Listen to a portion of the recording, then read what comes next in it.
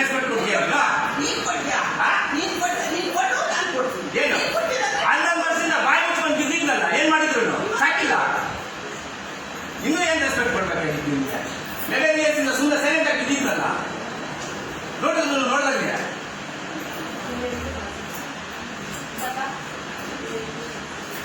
Public ಬಂದ್ರೆ public ಒಂದು respect ಇಲ್ಲ.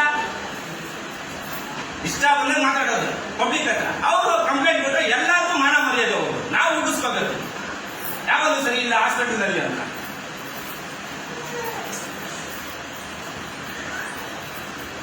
ನೀವು ಓಪನ್ ಮಾಡೋದಕ್ಕೆ